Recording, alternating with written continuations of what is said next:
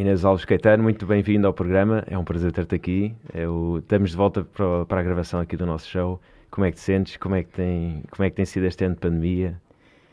Olá Francisco, olha, obrigada em primeiro lugar pelo convite. Já tivemos aqui em off um bocadinho, já estou em casa, então vai ser tranquilo. Olha, este ano e meio, não é? Tem sido um grande desafio, acho que para todos nós, não é? E portanto estou expectante, acho que também como todos, acho que é um bocadinho transversal a todos nós, estou um bocadinho expectante nesta abertura, não é? Que pelo menos achamos que vai acontecer, e que venha aí um grande 2022, não é? Cheio de desporto. Tu, és como uma pessoa super entusiasta do desporto, tens background de desporto também, de rugby, estávamos a falar um bocadinho. Conta-me um bocadinho do teu percurso. Olha, eu na verdade comecei no pentatlo moderno, quando era miúda. Ainda competi. O pentatlo moderno são 5 disciplinas: é o tiro, a esgrima, a natação, o hipismo e a corrida. E era aquilo que eu gostava mesmo de fazer e tinha imensos sonhos, imensos objetivos. Com 17 anos tive uma situação grave em que, na altura, chegaram-me a dizer que eu não voltava a andar, e voltei a andar, mas já não voltei para o pentatlo, fiquei só na esgrima. A esgrima tem 3 armas e a do pentatlo é espada, mas eu queria muito o sabre. Infelizmente em Portugal não há mulheres a praticar sabre, ou pelo menos de forma consistente. E eu queria mesmo outra coisa, queria me desvincular daquilo que tinha sido o meu passado desportivo. E pronto, queria muito aquilo, não deu, e eu decidi ir para o rugby. Já tinha experimentado quando era miúda, mesmo durante o pentatlo. Pronto, e depois acabei por ainda joguei uns aninhos e joguei no Brasil também. Então foi uma experiência muito, muito gira, mas sim, gosto de experimentar e gosto de conhecer modalidades novas e acompanhar. Aqui jogaste em Portugal e no Brasil, qual é que é assim, a grande diferença entre os dois, fazendo aqui já uma comparação no rugby? Sim, temos de jogo jogado, como se diz. Olha, nós acho que tivemos ali um período, acho que já não se vive tanto esse período, mas ainda tivemos ali depois de 2007, não é? Do Mundial, em que o rugby dá um boom gigante, mas acho que em termos de rugby feminino não evoluiu muito. Portanto, esse boom existiu em termos de praticantes rapazes, sobretudo, e em termos de espectadores. Então acho que o rugby feminino estava ali sempre na luta. E eu, quando joguei no Brasil, apanhei uma altura ótima, porque o Brasil ia receber os Jogos Olímpicos e o rugby ia ser uma modalidade olímpica, e portanto havia todo um foco em desenvolver o rugby e o feminino, que na altura estava muito atrás, não é? Como na maioria dos países, infelizmente.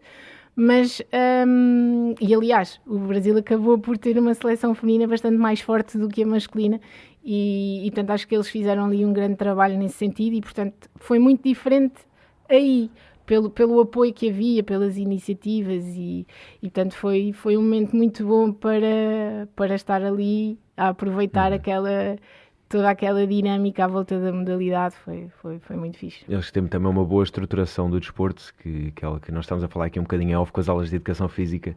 Eles têm um grande apoio aos desportistas. Obviamente que eles não têm grandes condições numa fase primária, não é? Porque lá está, o Brasil também é um país um bocadinho pobre, ainda pobre de certa forma. Então nós estamos a falar sobre isso, sobre a motivação que é para os jovens também praticarem o desporto, ou aprenderem as regras de desportos novos, ou para terem aquele gosto por experimentarem coisas novas, como tu fizeste, eu também já fiz bastantes vezes. Acho que nos falta, se calhar eles têm um bocadinho mais isso do que nós. O que achas de... Olha, eu acho que isso se chama cultura desportiva, não é? Que em Portugal, no meu entender, não existe, ou existe muito pouco. Eu acho que eles lá acabam por ter acompanharem mais, se calhar, os atletas de topo deles. Basta percebermos que, obviamente, futebol é a modalidade. Não pode, claro. Mas tu perguntas a qualquer pessoa, e qualquer pessoa conhece as seleções de voleibol, por exemplo. vai perguntar aqui Ninguém se conhecem sabe. Claro. as seleções de vôlei, e só o pessoal que gosta muito de vôlei ou já jogou, e pouco mais do que isso, não é? É Pois. que conhecem e reconhecem. Eles têm ali carinham muito os atletas deles, e conhecem-nos. Sei lá, há ali modalidades fortes, mesmo a natação, a ginástica, e vês agora a repercussão que. E mesmo assim eles queixam-se. E eu, enquanto estive lá, não sei agora, mas enquanto estive lá, senti bastante isso, que eles reconhecem muitos dos atletas de diferentes modalidades, não só do futebol. E isso acho que é uma grande diferença em lhes faz relação a falta. nós. Tipo, há notícias sobre isso, há na televisão, na imprensa escrita, e nós não...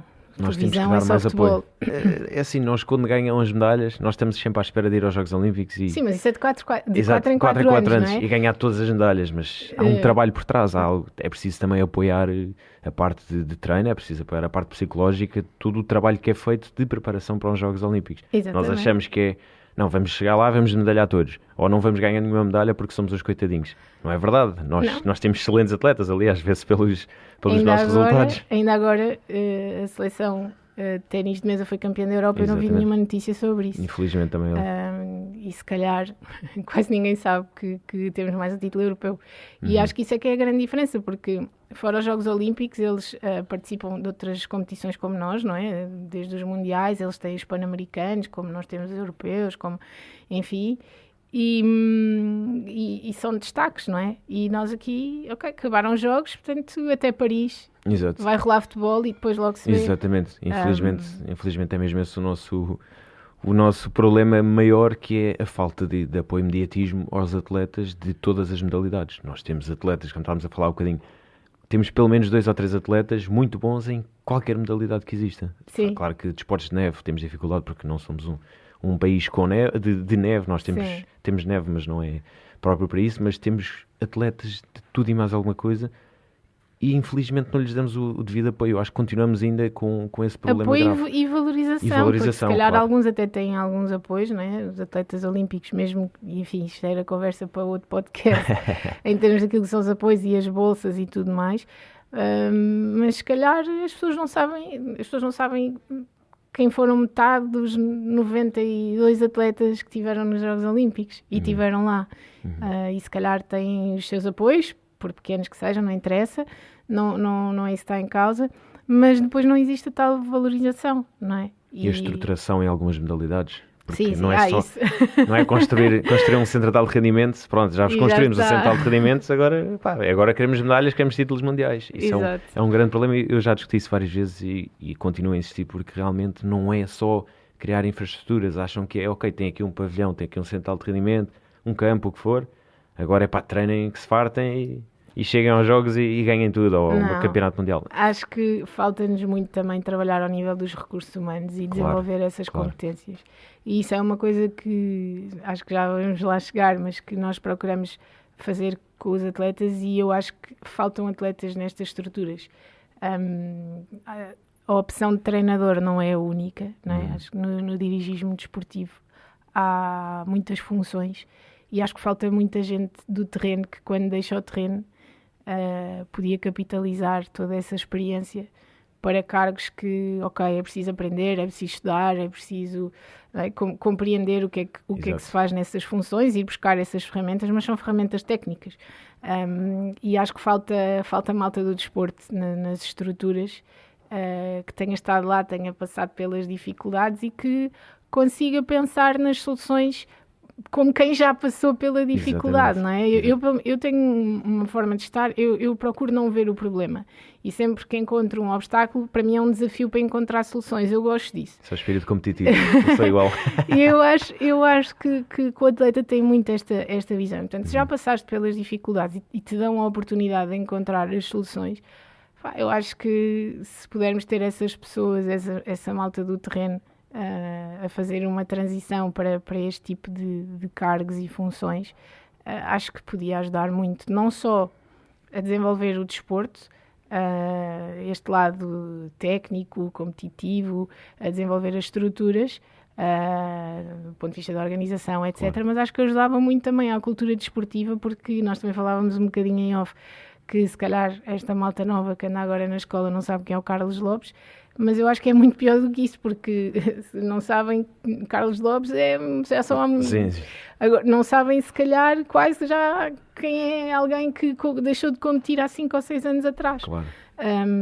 Porque também, não sei, talvez fruto dos tempos que vivemos, é tudo muito rápido e há muita informação, certo. Mas tu conseguiste que algumas dessas pessoas perdurem e fiquem no desporto, não é? Mesmo que sejam em cargos de dirigismo e de gestão, e acho que ajuda muito a passar essa cultura desportiva aos miúdos também, e acho que é isso que nós precisamos, e precisamos de pensar nisso sem depender exclusivamente dos órgãos de comunicação social. Sem dúvida. E acho que estavas a falar isso muito bem, da cultura desportiva, também extra desporto, no sentido em que nos mostra que os atletas têm uma capacidade de uma resiliência maior, têm capacidade de resolução de problemas maior, são apanhados por lesões, por situações difíceis num campeonato, numa partida, ou o que for, e têm uma capacidade e um espírito muito mais competitivo para resolver problemas e para ajudar em áreas transversais ao desporto, áreas de negócios, tudo o que for possível.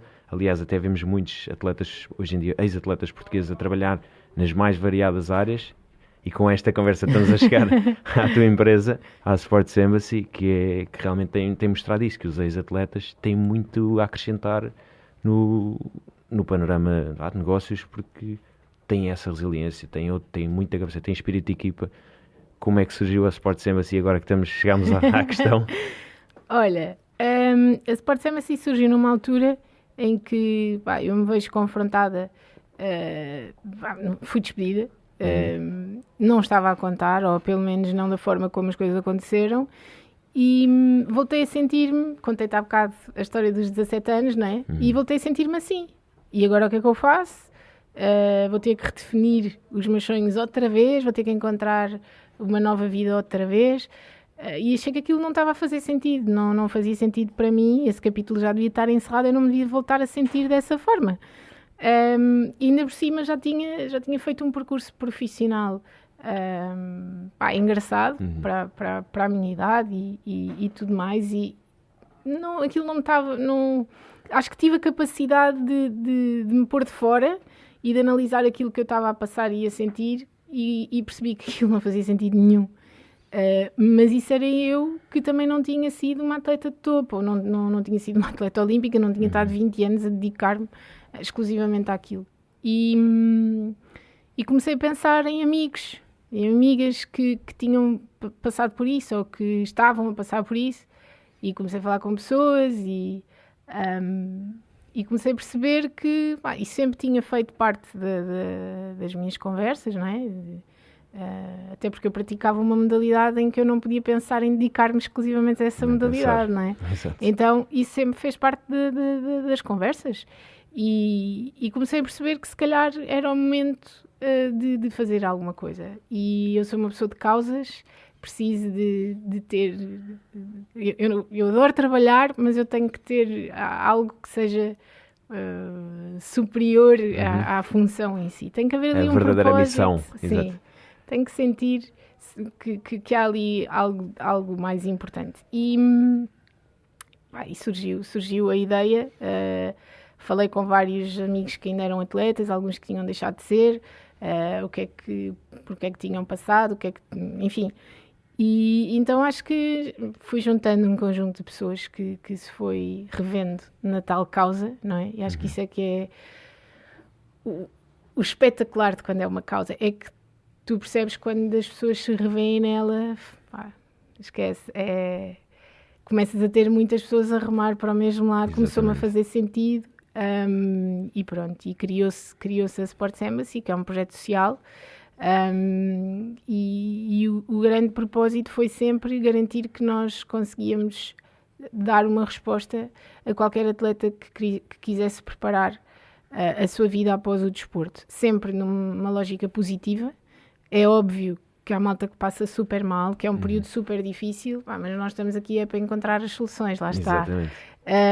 E para ver as coisas de uma forma positiva, não é? Porque há muita vida além do desporto, E acho que quando se encerra um capítulo quer dizer que vão começar novas oportunidades, e é um bocado nesta perspectiva que nós trabalhamos. Íamos às cegas, porque não havia nenhum projeto em que nós nos pudéssemos basear e pudéssemos... O que também é bom. Também é bom. Tem os seus desafios. Exatamente. Como bom desportista. São mais obstáculos, melhor ainda. Sim, mas às vezes é bom teres ali o videozinho do adversário antes de entrares em campo. Ali o piso já está pisado. Nós não tínhamos nada. E então o pensamento foi, se conseguirmos ajudar já atingimos qualquer coisa, e depois a partir daí logo se vê.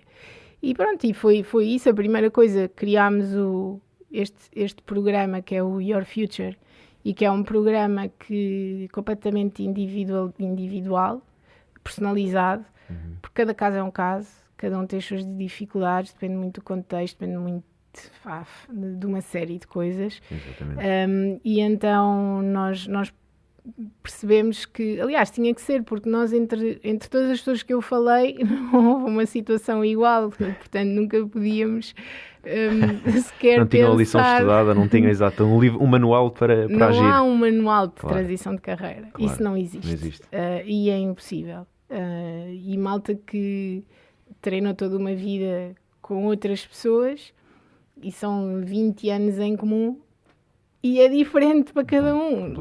Portanto, não era possível, e não era isso que nós queríamos. E, portanto, decidimos criar esse programa. E o programa tem várias fases, mas nem todos passam pelas fases todas, nem pela mesma ordem. Portanto, há princípios. Esse programa, obviamente, que tem uma série de pressupostos, e depois é completamente adaptado. E depois começámos a construir alguns projetos em torno deste objetivo. E o objetivo passa por valorizar o atleta. Acho que de uma forma muito holística. Nós temos, acho que, uma visão muito holística daquilo que é o atleta, a carreira do atleta. E procurar humanizar um bocadinho aquilo que é... a visão que se tem dos atletas também. E criar proximidade com o público em geral, que se calhar não tinham essa proximidade quando o atleta, quando era realmente atleta. E nesta fase, que é uma fase... Eu não tive essa experiência porque não fui atleta profissional, mas quando deixei de competir foi uma altura que me marcou muito, porque eu adorava competir e ainda adoro competir, só que não era a altura para competir. Tinha que ir para a faculdade, tive que fazer escolhas, e marcou muito deixar de competir por isso mesmo, porque de repente temos ali um vazio que não é fácil de preencher, e especialmente para quem vive da competição, de repente, que é um meio de trabalho deles, não é? O treinar, o competir, e depois conferências de imprensa, etc. É o trabalho deles. De repente privam-se completamente disso, ou infelizmente o corpo não permite mais. É uma transição duríssima, acredito que seja, e vocês ajudam nessa parte. Sim. E isso tem impactos muito diferentes, não é? Porque se calhar alguns até sabem o que é que gostavam de fazer a seguir, e até têm uma visão mais ou menos para o futuro, outros não têm ideia. Agora o vazio, ele fica sempre. E por muito que te prepares, vais ter períodos difíceis, e há momentos em que aquilo pesa um bocadinho. Claro. E mesmo aqueles e conheço vários, felizmente, que se prepararam connosco ou sem ser connosco, e fizeram o seu percurso, tiveram a tal carreira dual, não é? Estudaram enquanto competiram, alguns até abriram o seu próprio negócio, ou já começaram a trabalhar para o final da carreira, e mesmo assim custa. E falo às vezes com o pessoal que já acabou, tipo, há 10 anos, e dizem que continua a ver o vazio, continua ali. Eu acho que é um bocado... eu acho que nós usamos esta expressão. Eu não gosto muito porque acho que ela é muito pesada e muito negativa, e como eu te disse, eu acho que o nosso papel é transformar isto em coisas positivas, mas é um bocadinho como viver o luto, não é? A falta vai fazer sempre. vai estar sempre ali aquele vazio que não preenches. Não há maneira de colmatar, sem dúvida. Tu não substituis pessoas, não é? Tu vais aprendendo a viver com isso e eu acho que aqui é exatamente a mesma coisa. Claro que se conseguires encontrar outras coisas que te preencham, e quando percebes, eu acho que um atleta quando percebe onde é que pode ser bom, todo este bicho competitivo, porque eu acho que o atleta é acima de tudo competitivo consigo próprio, antes de ser competitivo com os outros. Claro. E quando assim é, se tu descobres alguém que pode ser muito bom e percebes, pá, eu posso ser bom nisto, eu posso triunfar aqui, então canalizas isso e não vai substituir, não vai ser a mesma coisa, não vais ter o balneário, não vais ter o stress da pré-competição, não vais andar a viajar, não vais ter o público, as pessoas não te vão querer oferecer refeições no restaurante para tu apareceres, isso não vai existir. Mas toda esta coisa interna, não é? Esta adrenalina, tu consegues canalizar para outra coisa, então isso acho que facilita muito e acho que esse é o nosso grande papel e o nosso grande objetivo. E quando eu digo competitivo não digo no mau sentido, porque não é só a questão da competitividade, não é? A determinação, a entrega, a capacidade de trabalho, o esforço, o foco, não é? A rotina. Isto são tudo coisas que são importantes para o atleta e se tu consegues canalizar isto tudo para uma coisa sabendo que podes ser bom naquilo. Exato. Então acho que isso é o que pode fazer essa diferença e é aquilo que pode fazer com que o processo não seja tão negativo, sabendo, obviamente, e nós não escondemos isso de ninguém, vão haver momentos, há quem tenha essa quebra no início da época desportiva, quando vê malta que até jogou, ou com quem competiu, que está a voltar e fica naquela, outros é porque calha naquela data que é especial, porque aconteceu alguma coisa especial e então é nesse momento que ficam mais down ou assim. Depois depende um bocadinho de espírito de cada um e da força mental. Exatamente. Os atletas, e já tive a oportunidade de falar isto com outras pessoas, que os atletas não são super-heróis como as pessoas os idealizam. Claro que são super-atletas, um Cristiano Ronaldo, para mim, um dos melhores atletas de sempre, se não for o melhor. E claro que ele lá tem os seus momentos em baixo, porque não, para já a pressão com que ele vive, ninguém sabe escrever isso, porque só ele sabe. Só ele sabe que não pode ir ao parque com os filhos, só ele sabe que não pode ir ao supermercado, não pode fazer nada de normal. E as pessoas às vezes não compreendem toda essa pressão que os atletas têm em cima e que eles próprios se põem em cima, ou seja, eles querem... Sim, não há ninguém que se pressione mais do que a própria pessoa, exatamente. E eles, mais do que ninguém, querem ganhar, querem triunfar e querem levantar a bandeira dos seus países, só que e depois isso tudo também tem os seus momentos de desabamento, também acabam a bater no fundo às vezes, como falámos há bocado, pessoas que têm problemas com álcool, com drogas e etc, estados depressivos ou mesmo efetivamente depressões, casos mais graves infelizmente o suicídio, e isso tudo não é nada fácil de gerir, porque lá está, porque esse vazio vem mesmo quebrar ali a personalidade, e mesmo em momentos competitivos que eles têm, também têm essas quebras, e é tão importante haver esse acompanhamento que vocês agora também, como Hall of Fame, que estão a ser dos atletas, ou seja, estão a mantê-los na ribalta por mais uns anos, porque o objetivo também, se calhar, é esse, é vocês mostrarem que estes atletas foram bons e fazem bom trabalho, têm capacidade. Vocês sentem que são assim um bocadinho como se tivesse essa missão de Hall of Fame? Ou... Não sei se diria dessa forma. Eu acho que nós temos aqui, ou trazemos para nós, a responsabilidade de uma missão gigante, porque achamos que essa missão não está a ser cumprida, que é nós darmos as ferramentas aos atletas para que tudo aquilo que tu referiste não aconteça. E infelizmente, e por acaso nós falámos sobre isto recentemente nas nossas redes sociais, porque setembro é o mês de prevenção do suicídio, e nós fizemos umas enquetes, às vezes fazemos, e a verdade é que há muita malta que conhece atletas que passaram por grandes depressões ou conhece pessoas ligadas ao desporto que cometeram suicídio. Portanto, isto acontece, mas estamos a falar da saúde mental, que é um tema que, e então agora na pandemia, não só relacionada com os atletas, mas enfim, que é transversal ao ser humano, porque essa pressão que tu falas, infelizmente, existe cada vez mais, não é? E por isso é que eu há bocado fiz questão de referir que falava em competitividade no sentido positivo, porque nós estamos a incutir cada vez mais uma competitividade aos miúdos, na escola, etc., mas de forma muito negativa, eu acho.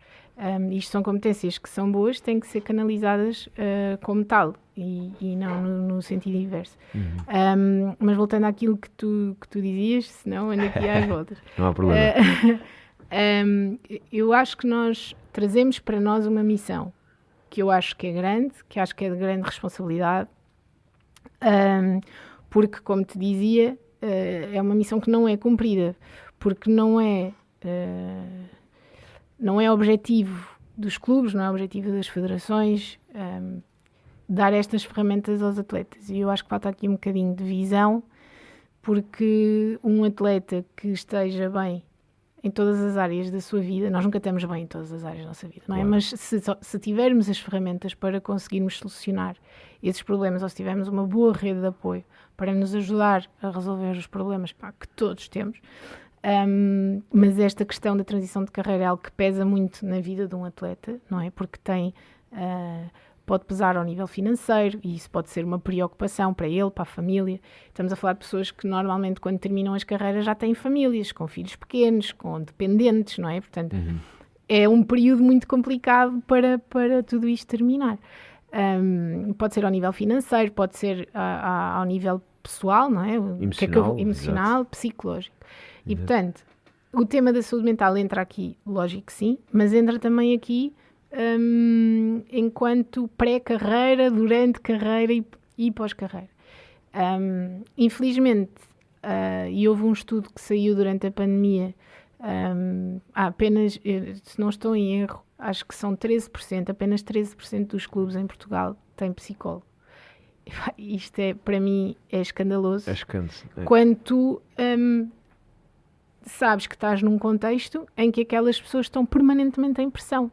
E em que o próprio clube, e é isto que para mim me faz muita confusão, o próprio clube recebe tantos mais apoios quantos mais atletas tiver e, obviamente, melhores resultados eles forem capazes de ter. E faz-me confusão que o clube não perceba que, para ter melhores resultados, os atletas também têm que estar melhor, e este lado emocional e psicológico, no contexto de sociedade em que vivemos, é extremamente importante. E se eles tivessem este apoio desde miúdos, não é? Para já perdíamos aquele estigma de que vai ao psicólogo. Sim, então, não é? O psicólogo é uma coisa perfeitamente normal, é quem te dá ferramentas para tu superares e para seres melhor em determinadas situações da tua vida. Portanto, perdias o estigma, perdias aquela coisa, se calhar, do herói, não é? Porque passavas a normalizar a vulnerabilidade, que acho que é algo que é extremamente importante. E depois, obviamente, que já ajudava, numa lógica preventiva, de todas estas questões que estão associadas ao pós-carreira, não é? Nós trabalhamos com psicólogos e com coaching, com coaching dado por psicólogos. Okay. Porque achamos que isso também é algo que é importante. Mas, porque é óbvio que o lado emocional é super importante. Então, se calhar eu não nos vejo como alguém que quer fazer perdurar o seu estrelato, o estrelato, aquilo que nós queremos, e tanto é que nós não divulgamos os atletas que trabalham connosco, se eles não estão à vontade para o fazer, nós nem pedimos isso, e obviamente para nós era muito melhor, não é? Termos atletas a divulgar claro. o nosso trabalho. Claro. Não numa lógica de aparecermos e termos imensos seguidores nas redes sociais, mas para podermos chegar a mais atletas e podermos fazer um trabalho preventivo numa escala bastante maior, não é? Mas aquilo que eu vejo é que acho que nós somos quem pode ajudar os atletas a perdurar as competências que eles adquirem no desporto, porque os ajudamos a canalizar tudo isso para outras áreas da vida deles. E acho que eles podem continuar a sentir-se como se sentem no desporto, porque tu estás ali, competiste, sabes, não é? Estás dentro da tua zona de conforto, sabes que ali tu és bom. não é? E tens esse prazer e tens tudo aquilo que... Mas sentes-te bem ali, porque sabes que és bom naquilo, tu consegues facilmente identificar onde é que tens que melhorar, tu fazes um jogo, mesmo numa modalidade coletiva, a equipa perde, mas tu sabes o que é que tu fizeste bem, não é? E tens essa capacidade de autoanálise, de... estás ali na tua zona, naquilo que tu dominas, porque tens imensos anos de experiência naquilo que te ajudaram a chegar àquele ponto. Nós queremos é que em algum momento o atleta se possa continuar a sentir assim e possa fazer perdurar todas essas competências e todos esses sentimentos numa vida que vai para além do desporto. Então não é tanto pela fama, mas mais aquilo que se calhar mais ninguém vê. E outra das coisas que nós fazemos é procurar que as empresas valorizem isso, não é? E apostem na contratação de ex-atletas. E valorizá-los por isso. Não é tanto pela fama em si, em termos de estrelato, mas é fazer perdurar a valorização daquela pessoa que por acaso aprendeu aquilo no desporto. E acho que aí sim gostava que algum dia as pessoas nos pudessem ver dessa forma. Como é que tem sido a recepção por parte dessas empresas? Como é que tem sido a resposta ao vosso trabalho? Olha, sabes que nós ainda não colocámos muitos atletas no mercado de trabalho, temos 4 anos de existência e alguns ainda estão a fazer as preparações connosco, isto não é assim de um dia para o outro. Uma área nova, exatamente como falavas, vocês são os pioneiros, portanto é complicado. Mas, e nós procuramos sempre trabalhar de forma por antecipação, não é? Ou seja... quanto mais cedo tu vieres ter connosco, melhor. E temos o nosso tempo para que tu te prepares e tomes a decisão na altura que achares que é certa para ti, ou se infelizmente houver algo que te obriga a parar, já estás minimamente preparado e já tens a tua rede para que as coisas não sejam dramáticas, não é? E possam, enfim, correr da melhor forma. E nós apostamos muito isso, num trabalho prévio e não tanto o atleta que terminou está aflito e vem ter connosco, apesar que também temos estas situações. Mas colocámos já alguns atletas ex-atletas no mercado de trabalho. Aquilo que acaba muito por acontecer é que temos alguns atletas que nos procuram porque querem ter uma carreira dual, ou seja, alguns estudaram, outros nem por isso, mas querem ter um emprego porque não conseguem viver só daquilo que o desporto lhes dá. Ou querem começar a preparar-se, simplesmente, recebem o seu salário. Não interessa se é muito, se é pouco. São quase todos pouco. Mas não interessa se é muito, se é pouco do desporto, mas querem começar a entrar no mercado de trabalho e fazer essa transição de forma residual e que eu acho que faz todo sentido. E aqui... no âmbito das carreiras duais, quando falas no atleta trabalhador, aqui temos um grande entrave e acho que aqui as empresas ainda não perceberam que podem estar à vontade para contratar estas pessoas. O que acontece é que as empresas pensam sempre, não, atleta de seleção e não sei o que, está sempre fora, está sempre a treinar. E acho que a pandemia trouxe uma excelente oportunidade para as empresas perceberem que um atleta, quando está em estágio, pode perfeitamente estar no quarto no computador e ter as suas calls e fazer o seu trabalho e responder a e-mails, porque ele não está 12 horas por dia a treinar ou no estágio ou a competir ou o que seja. Até poderá ser uma boa escapatória para esse atleta, uma escapatória mental do desporto. Ou seja, e saber que tem uma rede. Tipo, vais a uma competição, corre tudo mal e chegas a casa, não fazes mais nada da vida, não estudas, não tens... e ficas agarrado àquilo, não é? Em loop negativo. Em loop negativo.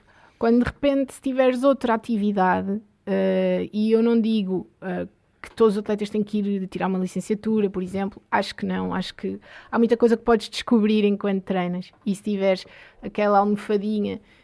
tens ali um valor que recebes que dá para estares tranquilo e queres te dedicar ao desporto, mas olha, vai aprender inglês, vai fazer um curso de informática, porque não usas as ferramentas, não é? E um dia vais ter que as usar.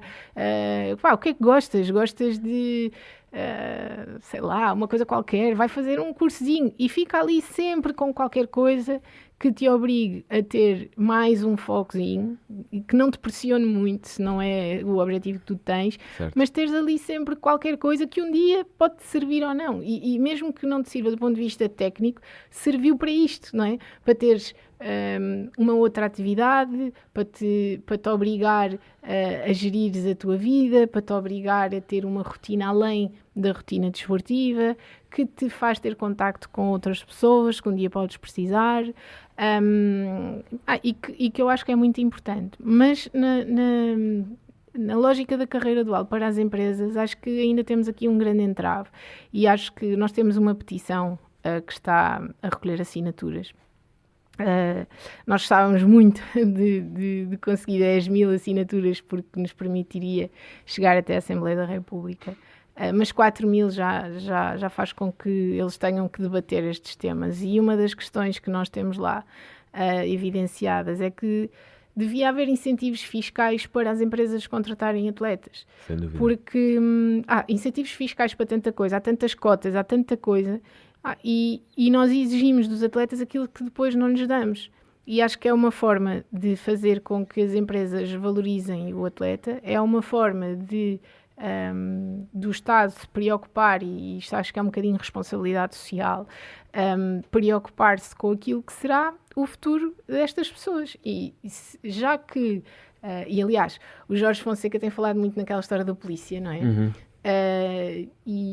E há imensos países, e não é só na Europa, é no mundo inteiro, em que os atletas estão inseridos nas forças de segurança, nas forças armadas, e portanto tem aqui uma vertente em que, para já durante a carreira, não é?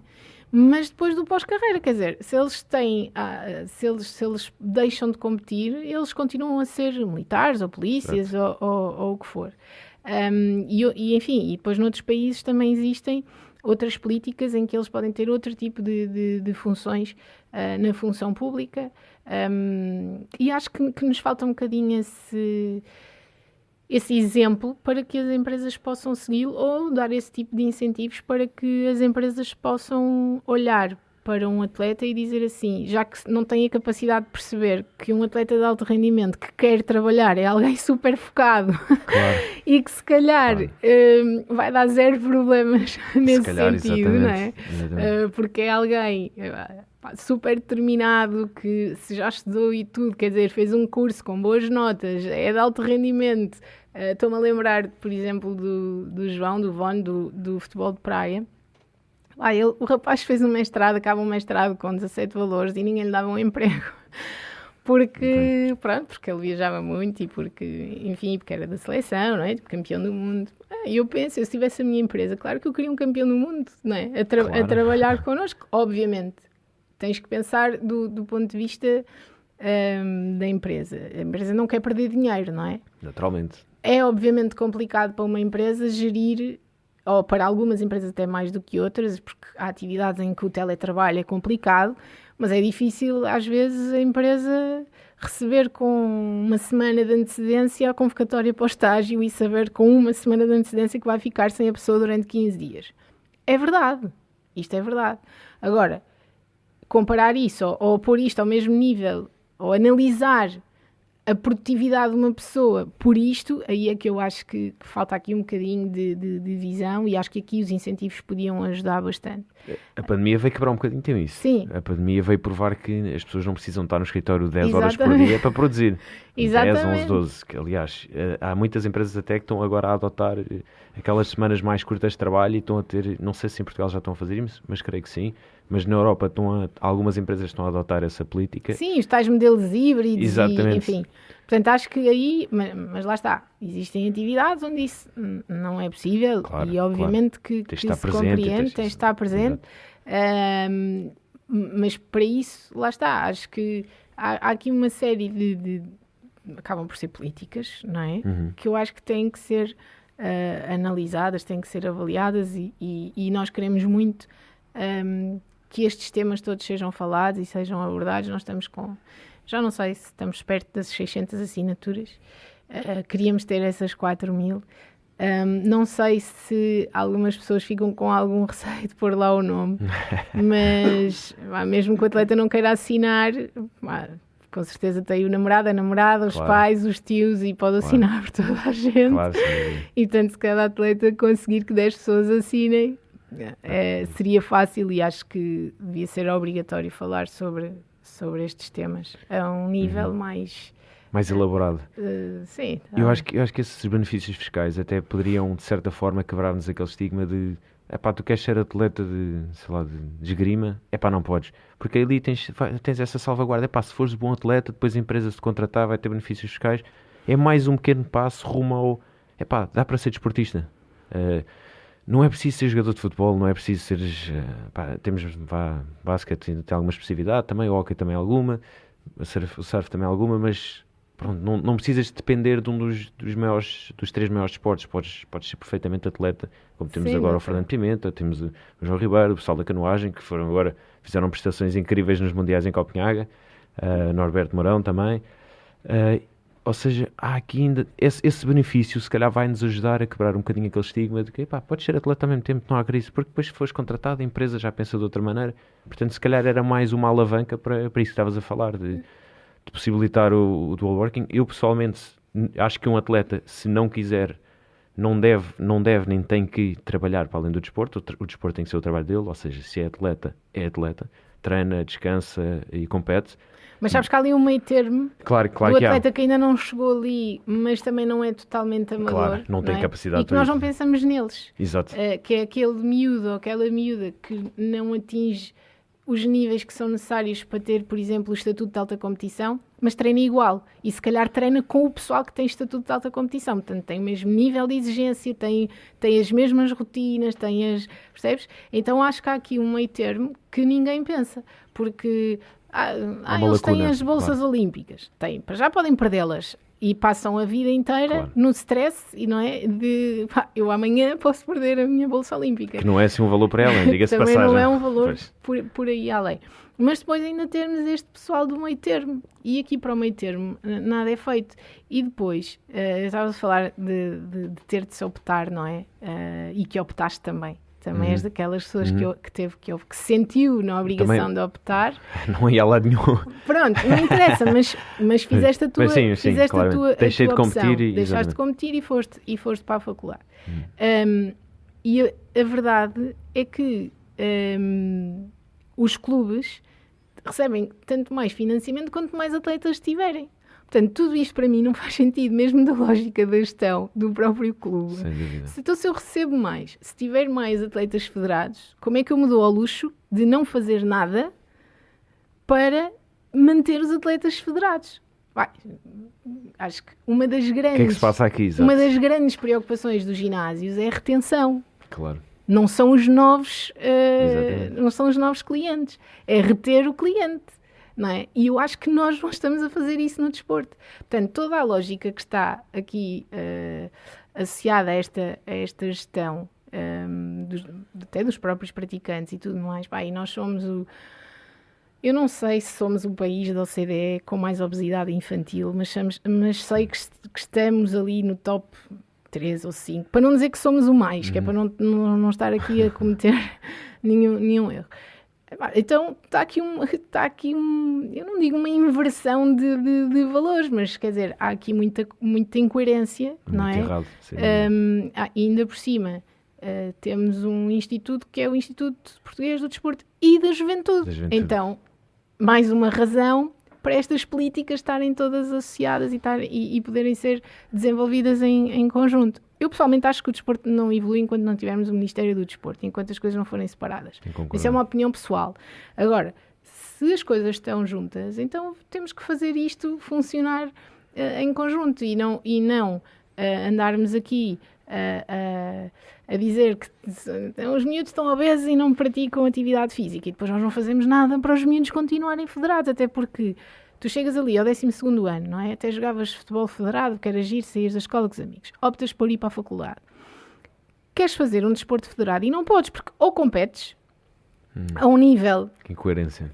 A um nível com alguma exigência, ou até nem queres competir, mas tipo, pá, quero ir aprender a jogar basquete. Joguei sempre futebol, já deixei competição, estou na faculdade, quero ir para o basquete. Não há. Não há, pois é.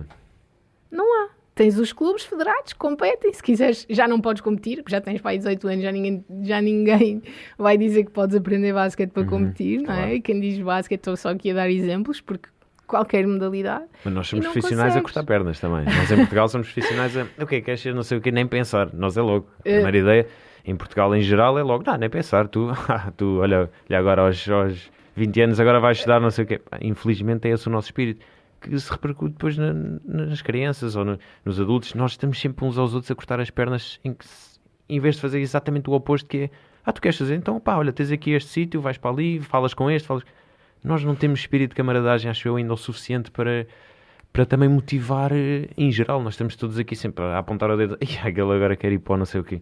Então porquê que não há de ir? Não está saudável? Não Também tem... não tem estrutura, não Pois, tem não tem estrutura para exato. ir, porque Exato. é um bocado assim, porque se calhar até nós próprios pensamos isso, porque tu sabes que aquele clube é competição, porque não existe o desporto de lazer depois, não é? E isto por acaso é uma coisa gira. A maioria do pessoal, dos atletas que deixa a competição, deixa de fazer atividade física. Pois é, Tem pois mesmo um corte, tipo, pá. Ou encontra, e por acaso o surf até há alguns que pá, olha, deixa lá experimentar isto, e depois é giro, e vão, e tal, e não sei o quê, pronto, e há malta que até encontra outra coisa para fazer, normalmente não é a própria modalidade, mas a grande maioria passa a sedentário, É verdade. e eu acho que isto... Isso também para mim também é mind-blowing no sentido de eu era incapaz de parar. Pá, incapaz. Seja que modalidade fosse que eu fizesse. Por acaso é surf, o que mais faço, mas não parava e faço outras, mas era incapaz de parar. E não percebo como é que essas pessoas passam daquele ritmo. Se calhar também muito por exaustão e de Sim. repente, não me apetece mais. E quebram por Exaustão, completo. o lado psicológico. O também não teres propriamente umas alternativas, não é? Exato. Tens o ginásio e eu acho que essa coisa que um ex-atleta gosta pouco é do ginásio. Se calhar, exato. Se era atleta de outro desporto qualquer que tinha que ir para o ginásio porque tinha. Porque tinha, exatamente. De repente é forçado. Eu, por exemplo, eu olho para o ginásio como um meio para atingir um fim muito específico. A cultura do ginásio, não gosto da cultura do ginásio. Eu, para mim, tem que ser a t-shirt mais velha e as calças ou os calções mais velhos. Não sou nada aquela do Kit Aquilo ali é um Fitness. ginásio, não é uma sala de espelhos. Não dá para mim. Nem um desfile de vaidades, né? É um ginásio, é para não treinar. Não gosto muito da onda do ginásio. E o atleta vai para o ginásio porque tem que melhorar um segundo aqui, porque tem que melhorar 1 centímetro ali, porque tem, não é? Há sempre qualquer coisa associada ao trabalho do ginásio. Não sei, não sou psicóloga e não fizemos nenhum estudo sobre isso, mas acredito que tenha muito a ver com isto. E a verdade é que muitos passam a sedentários e não há assim grandes alternativas. Estou aqui a dar imensas ideias de negócios para os ex-atletas. Já está? Mas acho que é também, que está também associado ao tal lado emocional e psicológico que tu não consegues ultrapassar para, estás a ver, para conseguir, nós falámos disto há bocado, não é? Da parte emocional e tudo mais. Isto acaba por estar tudo interligado, então é impossível, já viste, nós começámos a falar da questão da carreira, já falámos de políticas, já falámos de saúde mental, já falámos de literacia financeira, já falámos de uma série de coisas. E por isso é que eu te disse, não há um manual de transição de carreira, porque isto começa lá atrás, isto começa no momento em que tu começas a praticar o desporto, no momento em que, nós costumamos dizer sempre isto, há uma primeira transição de carreira que é quando decides ir para sénior, não é? Porque entre júnior e sénior são duas realidades completamente diferentes, então essa é a primeira transição da tua carreira, é ok, vou por aqui, e depois tens a tal transição em que terminas a tua carreira de sénior e tens de começar uma outra carreira, seja lá naquilo que for. E nós, por acaso, tínhamos um projeto antes da pandemia para começar a ir às escolas e tudo mais, porque tem que ser a primeira transição de carreira, é que ela é importante. Porque quando tens um miúdo de 18 anos que compete desde os 10, nós estamos a falar de 8 anos. Nós estamos a falar de 8 anos de uma dedicação, e que em muitas modalidades é uma dedicação extrema. E se fores ver então as modalidades individuais, é uma coisa incrível. Um miúdo que aos 18 anos desiste da natação para ir para a faculdade, aquele miúdo ou aquela miúda acordava se calhar às 6 da manhã para estar na piscina às 6h30, quase todos os dias da vida dele. Ou dela. E de repente aquilo para tudo. E só, entre aspas, tem 18 anos, mas aquilo é a primeira transição de carreira da vida dele. E portanto, há aqui há aqui este pessoal que também está completamente largado, e depois, então, os outros, que é aqueles onde nós temos estado mais, é verdade, que, enfim, que aí já acarreta também outras responsabilidades e já tem aqui outras questões associadas, mas começa bem lá atrás. A preparação para a transição de carreira começa antes da carreira. Falaste bem também do desporto, e relacionar o desporto com a escola, o desporto escolar e a visão que é, por exemplo, lembro-me de faltar várias vezes ou à quinta-feira à tarde, porque à sexta tinha campeonato logo de manhã e tinha que nos deslocar para os locais dos campeonatos, e era sempre um bocadinho mal visto pelas pessoas. É para campeonato, é ok, é isto é que é boa vida. Pensar, eu como eu gosto de fazer isto, pá. Não, mas boa vida, quer dizer, depois tez que recuperar a matéria exato, toda. E depois fazia testes sozinho nas aulas, com as pessoas à frente, às vezes tinha competições lá fora, ficava uma semana sem ir às aulas, fazia o teste em frente à professora, compensava sempre tudo. E não deixava de ter boas notas. Felizmente tinha boas notas. Era um bocado distraído, mas ouvia tudo na mesma. Mas felizmente tinha boas notas. Mas era sempre aquele... Sim, como se estivesse ali... Eu também passei por isso. Como se estivesse a bailar à escola. Eu não estou a bailar, estou a... Sim, não, e como que eu gosto de fazer. É uma cena para te divertir, porque nem sequer te estás a esforçar. Nada, tipo, exato. Como se estivesse a fazer gazeta, não é? Tipo, vais passear com os amigos. E eu lembro-me perfeitamente disso também, quando aqueles papelinhos as federações mandavam umas cartas, não é? Exato. Ou mandam umas cartas com a convocatória, e lembro-me perfeitamente, quase me senti mal. Exato.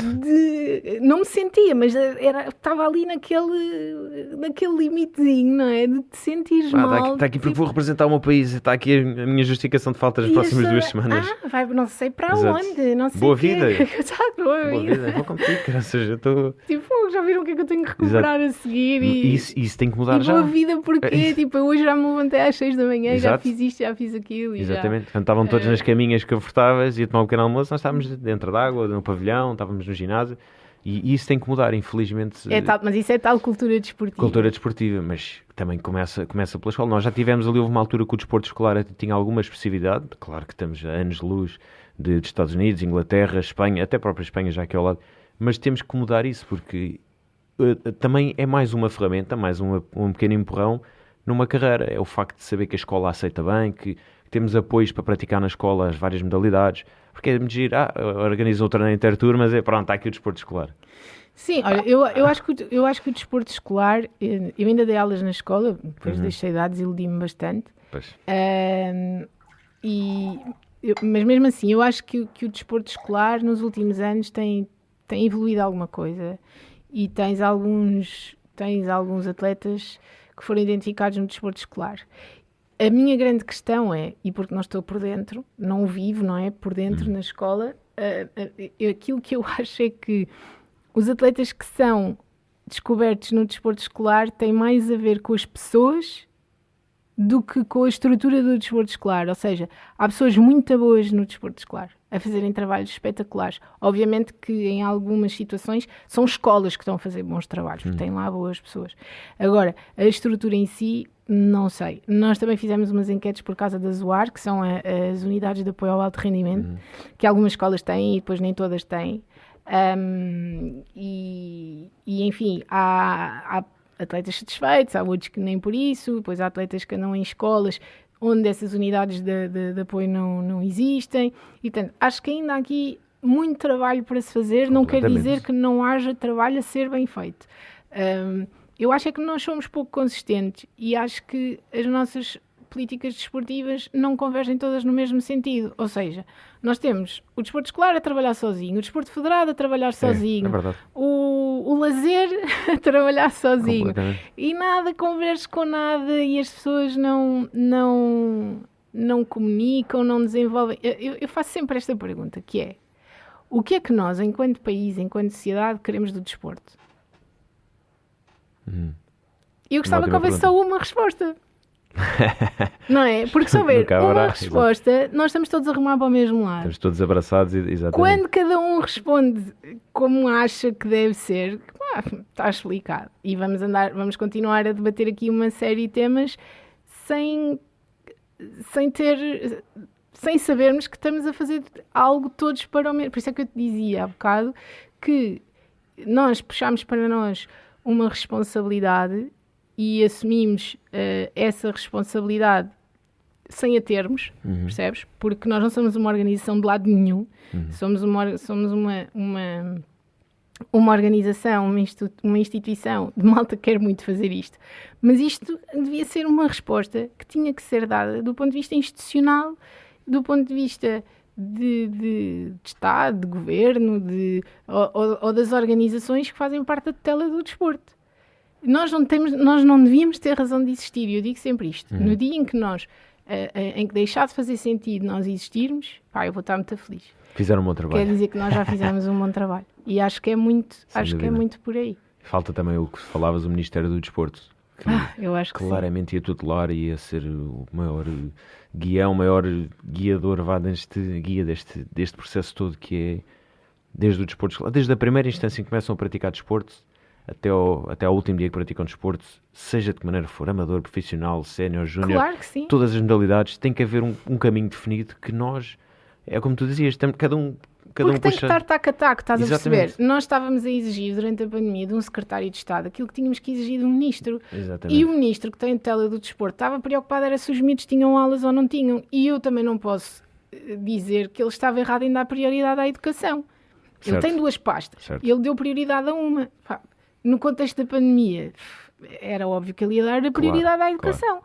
Agora, se tivesse um ministro do desporto, aquilo que ele tinha que fazer era articular de igual para igual, não é? Com o ensino superior, com a educação, com a saúde, não é? Porque o desporto previne uma série de... Óbvio. Pronto. E, portanto, uma coisa é tu teres pessoas que hierarquicamente discutem de igual para igual, não é?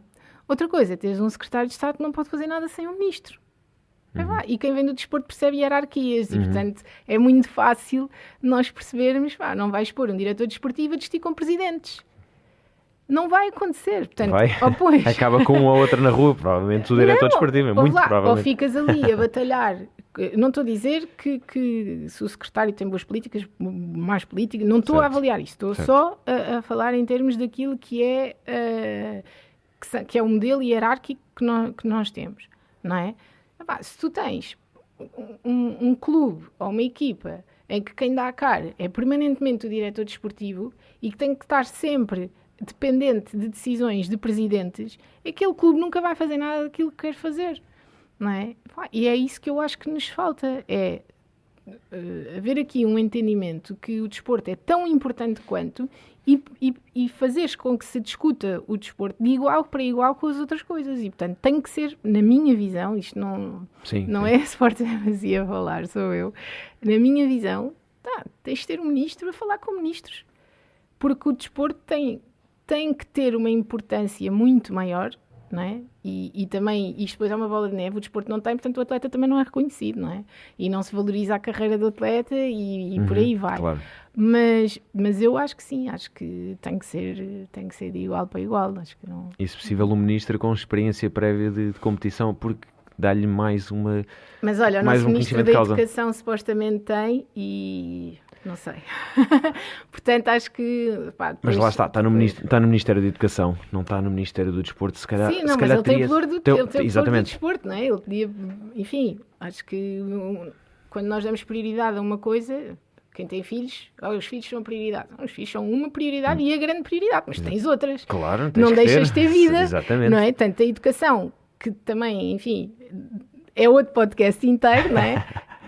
A educação tem uma série de problemas e tem que ser a prioridade, mas espera aí, não é agora porque estás com a educação que te esqueces que existem outras coisas que também são importantes, não é? E acho que a educação sem desporto é uma falha muito grande que nós temos. Sem dúvida. Já falámos tudo o que é de bom do desporto. Claro que traz lesões, claro que traz... Sim, mas isso é o desporto. Mas isso é o desporto exatamente. Técnica praticada, toda a gente passa por isso. Sim. Mas tirando essa parte das lesões, eu só vejo benefícios. Se houver, lá está, o verdadeiro equilíbrio emocional de tudo se for bem balançado, porque só tem aspectos positivos. Agora, infelizmente usamos o desporto em Portugal em algumas situações para confrontos, para disputas entre treinadores e pais, que depois dá...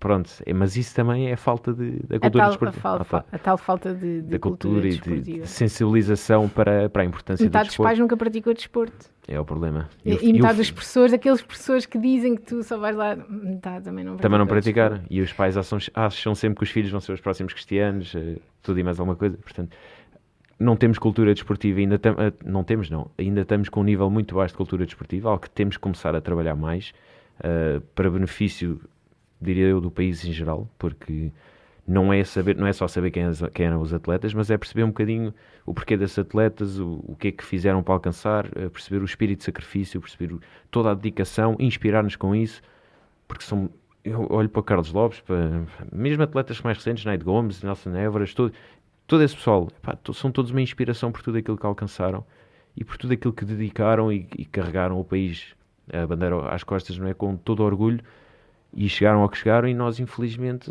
sim, lembramos dele, é muito bom, ganhou medalha, mas depois, passado 2 ou 3 anos, já não nos lembramos. Já nem o reconhece. Nem e olhas para trás e pois o Nelson, depois que esta cara não é estranha.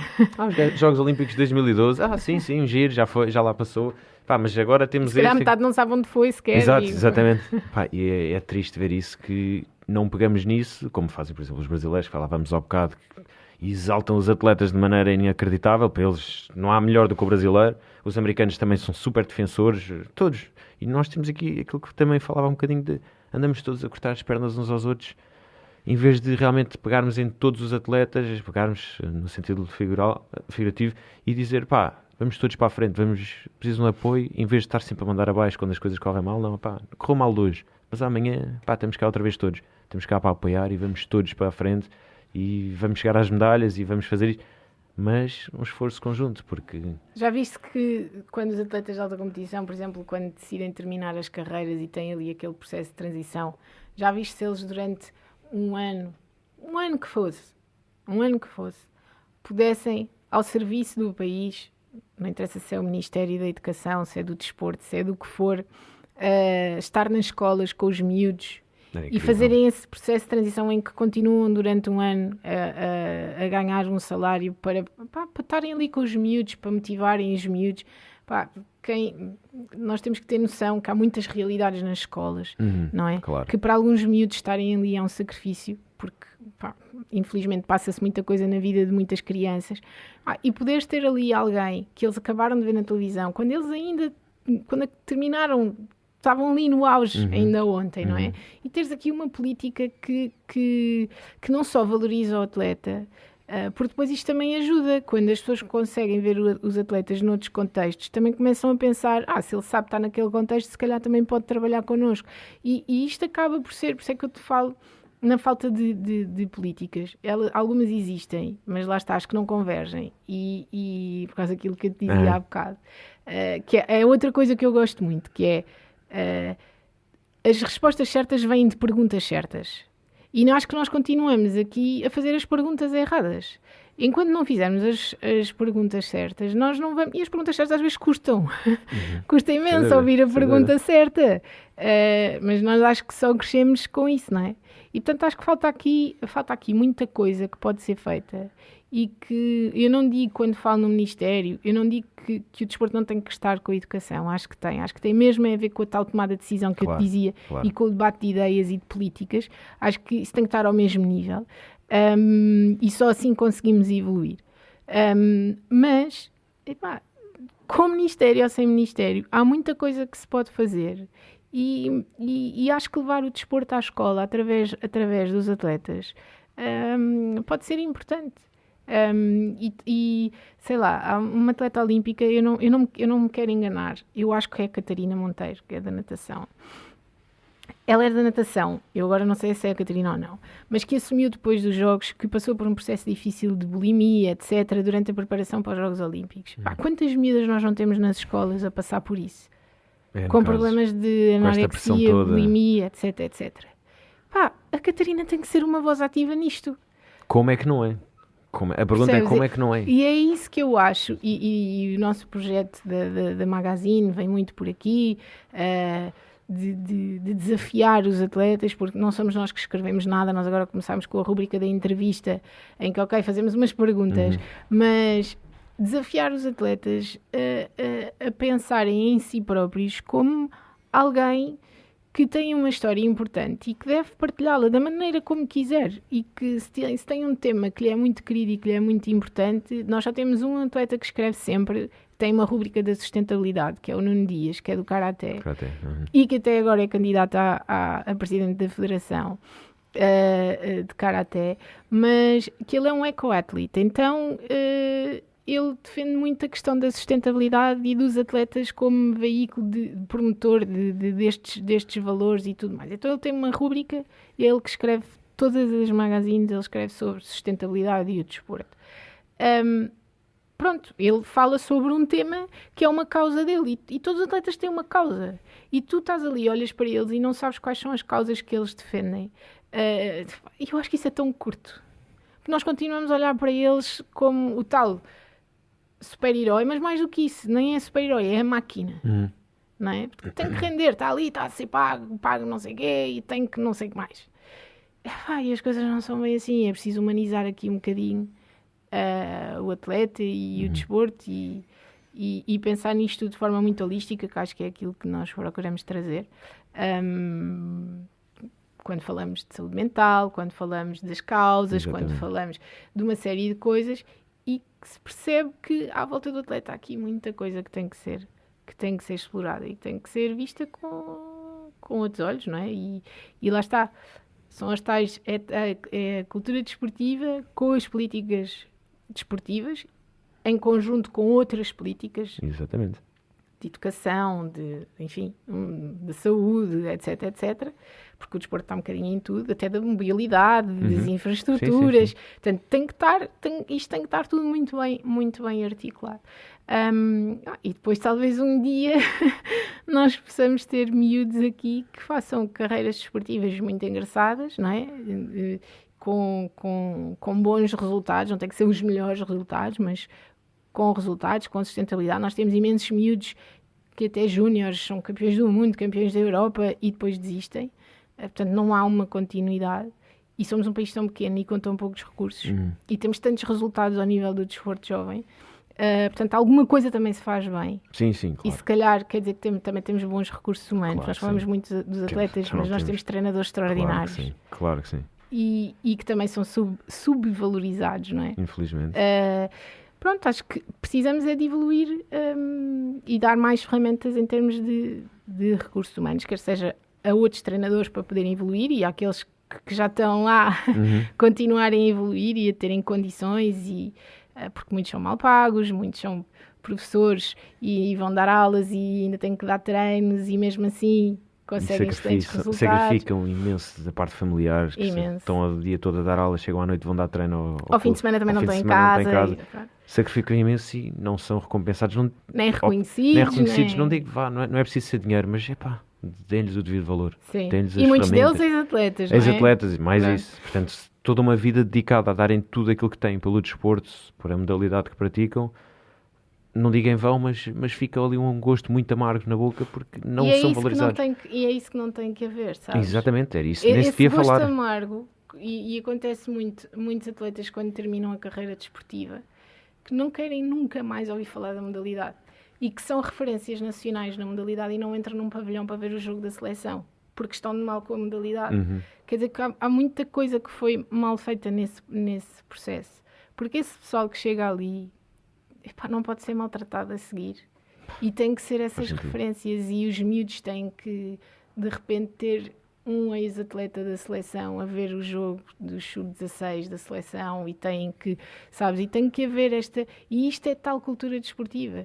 E se calhar os pais, quando estão ali na bancada e têm 2 ou 3 jogadores da seleção ao lado, se calhar também já pensam antes de falar. Exato. O próprio jogador pode ter um papel muito importante aí, de sensibilizar os pais. Portanto, acho que há tanta coisa que se pode fazer e que não se faz porque não há um fio condutor. Sim. Política, são contrastes de ideias, são uns que puxam para o lado, outros, em vez de nos darmos todas as mãos uns aos outros e pensar, pá, vamos... Olha, nós, do ponto de vista do dirigismo, acho que toda a gente sabe, a maioria dos dirigentes dos clubes desportivos em Portugal são amadores, são voluntários, mas há muitos que a profissão é ser presidente, não é? Se calhar estão lá há 20 ou 30 anos. E não têm ideias novas, mas também não deixam que malta com ideias novas os ajude e lhes dê a mão. Isso é transversal a todas as áreas, infelizmente.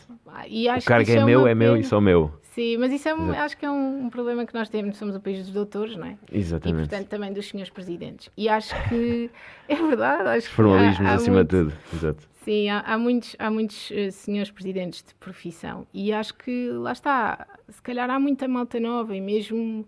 Os ex-atletas podem ser, não precisam de ser os presidentes, mas que eles abracem esta malta nova, porque eles um dia também vão deixar, e que deixem um legado e deixem malta preparada, Exato. Porque obviamente que 20 ou 30 anos à frente de uma instituição é muita experiência, é muito conhecimento, claro. São muitos contactos, e que isso possa fazer de forma gradual e que se possa preparar um atleta que é uma referência do clube, para um dia estar ali naqueles cargos olha, nós partilhámos um vídeo já há muito tempo, há uma entrevista que o Magic Johnson dá espetacular, em que ele está a falar quando chega à NBA com 18 anos e ele vinha de uma cidade pequena e tal, e chega ali tipo, uma cidade super grande, claro. NBA loucura, e que ele então ao início passou assim um bocado mal, não se ambientou logo, e que o dono dos Lakers, não é? Vai ter com ele e um dia e pergunta-lhe se está tudo bem, se ele está-se a ambientar. Um dia que eu acho que já foi na segunda época dele, portanto a primeira ele foi ali um momento de adaptação, e depois ele pergunta-lhe como é que as coisas estão a correr e tal, e não sei o quê. Ele lá responde, está-se a ambientar, e que a seguir ele pergunta-lhe assim, a ti o que é que queres fazer depois do basquete? E ele tipo, what? Isso existe? Como?